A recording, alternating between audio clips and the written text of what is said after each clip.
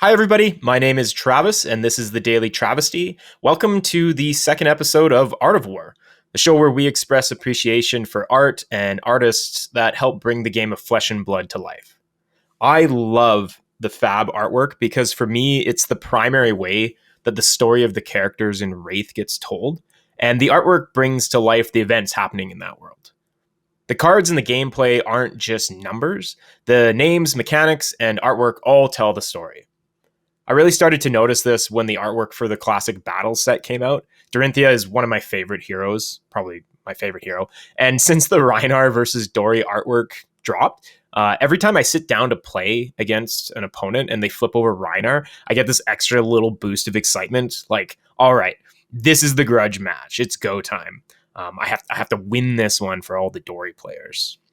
And now that I think about it, I'm getting similar vibes from the deathmatch arena that LSS is setting up for the heavy hitter season. I'm getting so pumped up about this idea of the different heavy hitters characters battling it out in the arena, and that whoever wins one of the limited events this season with one of those heroes is getting to help them become the champion of the arena. The flavor of this set is just so good, and I can't wait to play with those cards. Initially, I thought Olympia was the hero who stood out the most to me as what I would want to play with, just that sort of classic gladiator style. But now that they've spoiled Victor Goldmane, he gives off these serious Jaime Lannister vibes, and I could see Victor's aesthetic really appealing to me. So I'm not sure which one of those I'm more excited to try out first. Both of those heroes broaden the scope of Wraith for me. They help bring a lot of flavor to the deathmatch arena, and they bring that setting alive. And that actually leads me into this episode's feature cards and main topic. Here we have a triplicate of attack action cards spanning multiple sets, but with such rich character building and world building wrapped up in their presentation.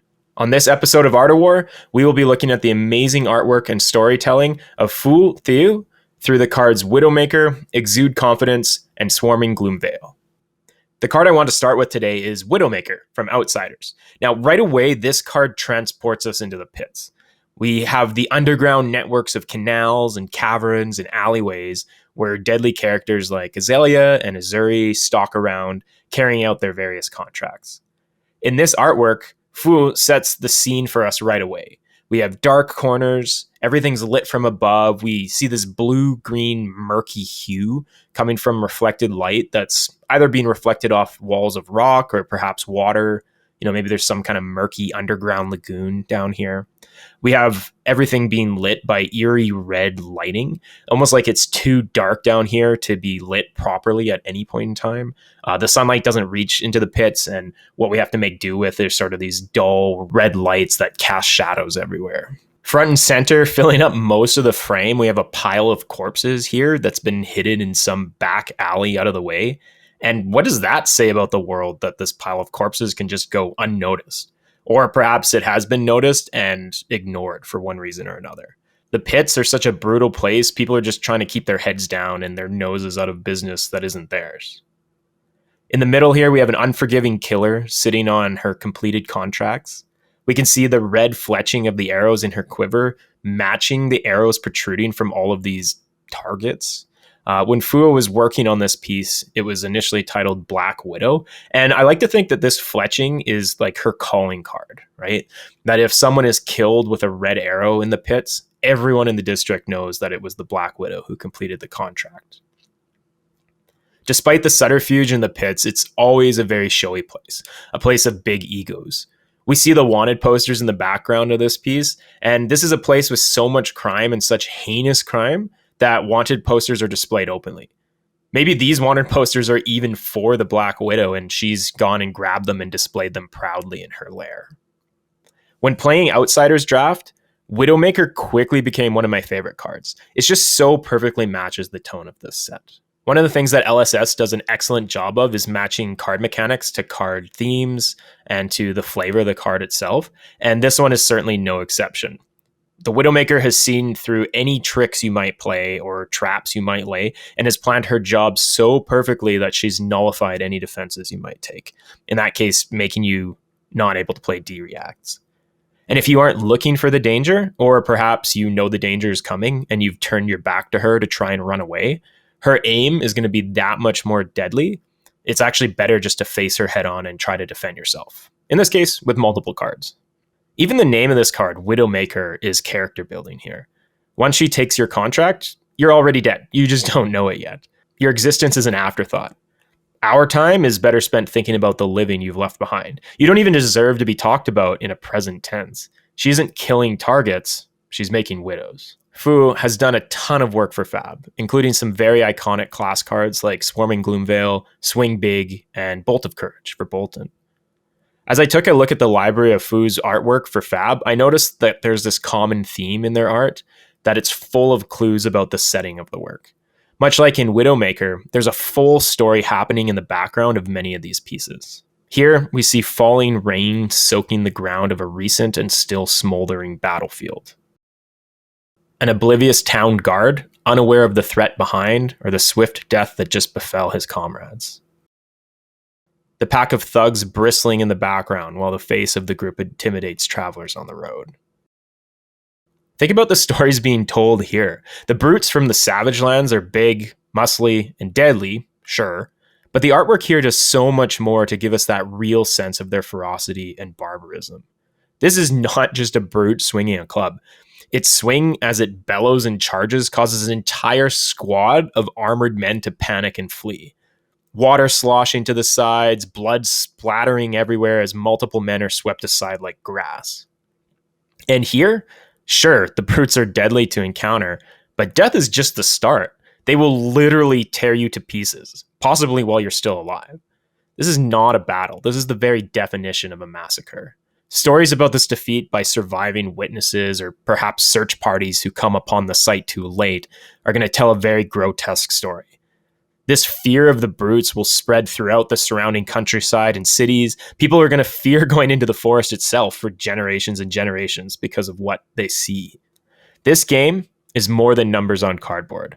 The stories that live through the mechanics and artwork are what initially captivated me and continue to keep me enthralled. Artists like Phu Thieu bring the world and its characters to life and tell stories through their artwork. I was able to get in touch with Phu, and they were kind enough to answer a few of my questions about their work.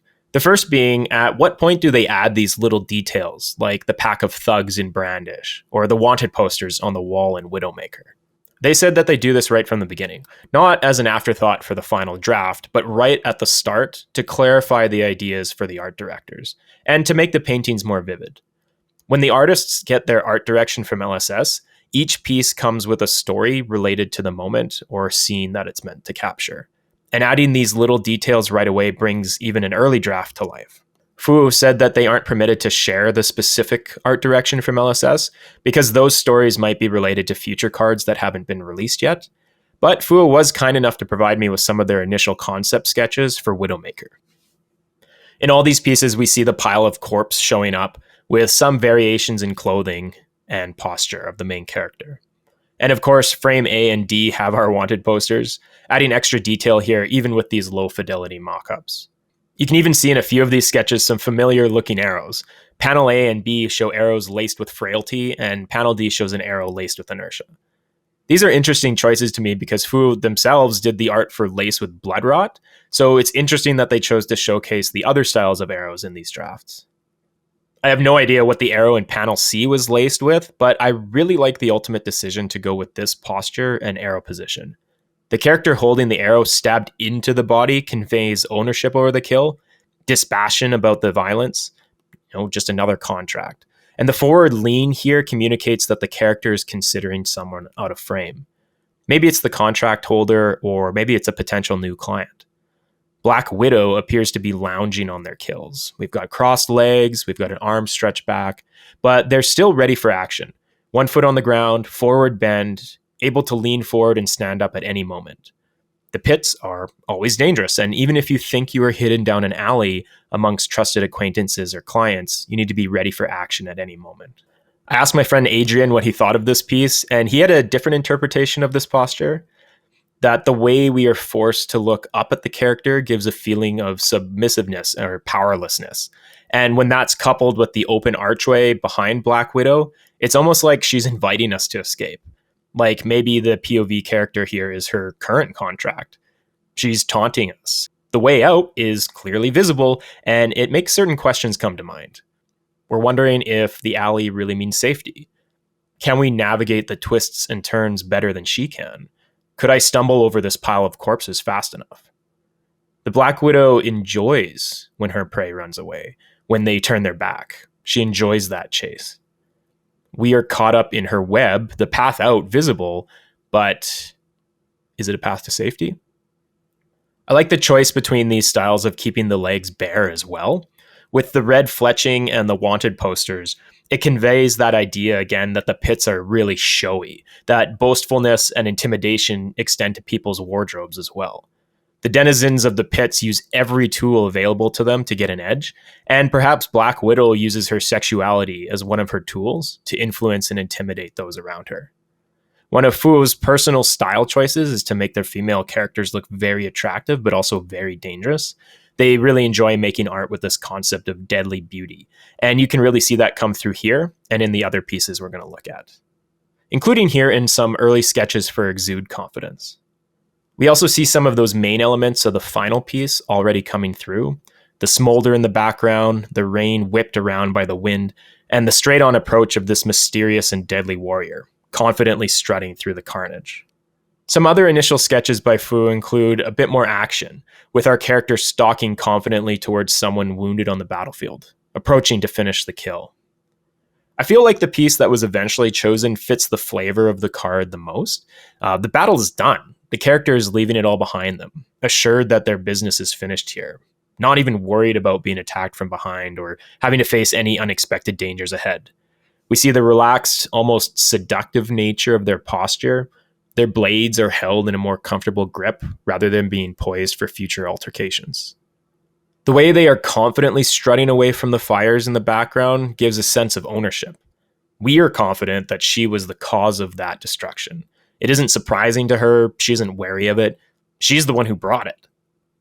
My buddy Adrian, who I swear is going to be a co-host on this show if I keep prodding him enough, made a comment that the glowing aura in the background doesn't quite completely cover the main character.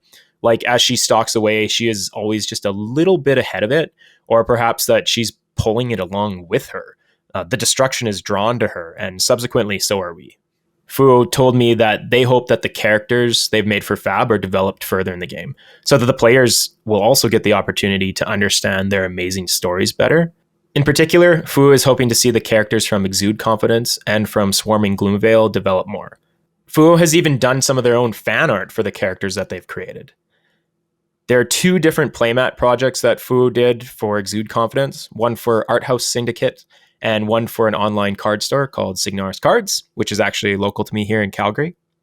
I did some digging and also found some artist-proof sketches that Phu did and put for sale through Art House Syndicate. These things are amazing. It's obvious that Phu is really invested in these characters and has a relationship with them as well. I really hope we see Phu in Artist Alley at one of the major Fab events soon. Just look at how beautiful this signature is. I would love to get my Exudes and Swarming signed.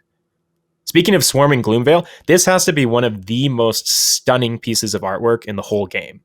I really love the use of a limited color palette here, with just the pinks, blacks, and golds. It creates a very imposing and cohesive piece. Now, despite the limited palette, the gold accents here around the armor and the sword help the character to really pop out of the frame. We can see the palace in the background emanating this glow of purple from within. Phu said that the look of the palace itself was provided to them in the art direction they received, and that they purposefully chose to mirror the palace's glow in the character to tie her to that place. I'm speculating that the art that was initially given to Phu might have been something like this one of the Demonastery, which is a word that really bugs me, but oh well. We can see here that the palace in the background of Phu's work is almost identical, right down to the shape of the windows, the entry statues, and the various towers and spires. Viewing the art for Swarming Gloomvale, we can immediately discern that this character is tied to the palace. She's the master of it, and whatever powers she has are also tied to, or perhaps fueled by that dark place. She's at home amongst the tombstones. You can feel her power radiating out of the frame. The floating rune chants behind her bubble out and feel so oppressive. Unlike Exude Confidence, this character is prepped for battle. Sword poised in a low guard, not walking, but gliding towards their adversary. Something or someone has caused her to leave the palace, and she is bringing her full deadly force to bear. If I was a hero coming to do battle here on the step of the Demonastery, entering this graveyard and seeing this deadly rune blade come stalking out, lit up with magic as she is, would cause me to not be feeling particularly confident. I like the choice of having our viewpoint as being from below here, even further creating this sense of dominance and power and belittling whoever happens to be the POV character. Looking at the early sketches, we see a bit more variation in the color palette. It's curious to me that in frames A and D, where more color is used in the background, that the character actually stands out less. My eye here is drawn away from her to whatever is in the background, and I think it detracts from the character as the main focus. I think the limited color palette, as well as having the view be straight on in frame C, really allows the rune chance to frame that character and have her pop out into the foreground. Also, major win for tying the art to the mechanics here. Swarming Gloomveil mechanically gets more powerful with each aura you've created in the turn, and here we see in the art that this character is at full power, with the full trifecta of rune chants ready to be unleashed behind her. Frame C captures the oppressive power of this character approaching as well. With how the legs and posture of the character are pitched in frames A and B, it looks like the character's actually stopped, presenting themselves or giving space to their adversary, whereas frame C really captures that sense of looming forward motion, of the rune blade approaching a job to be completed as swiftly and efficiently as possible. We see nothing of the playfulness of Widowmaker here. There's no toying around, there's no taunting, it's just cold adherence to the task at hand. I also noticed that between these sketches and the finished piece, a choice was made to remove the shroud from the character's head. Their hood is gone. The time for concealment and obscurity is over. She is here now, and she's ready to unleash her full power. There's a deadly immediacy in the moment, and it makes me feel like I've stumbled into an area of the map that is way too high a level for me, and I'm about to get completely obliterated. Basically, I'm this guy who didn't grind enough lower level enemies before visiting the Demonastery. Adrian pointed out that despite the sprawling graveyard in front of the building and the clear antiquity of the place, that the Demonastery itself actually looks impeccable and strangely fresh. We've got sharp lines, smooth stone, clean facade. Like the building itself is powerful and timeless. A permanent fixture with all sorts of mysterious happenings going on within. Despite the clear danger here, we can't help but be drawn into that space, wondering what we might find if we were to enter and explore its halls. 3 pieces of art, 3 strong characters, each masters in their own domain, in very different places. With these pieces of art, Phu Thieu has helped set the scene for some amazing stories that might be told in Wrathe, and I get excited every time I see them. If you would like to see more of Phu's work, you can view their portfolios on Kara and ArtStation, and if you'd like to get in contact with them directly about commissioning work, you can email them at the address provided in the description. This has been the Daily Travesty. Thank you so much, everyone, for watching this episode of Art of War.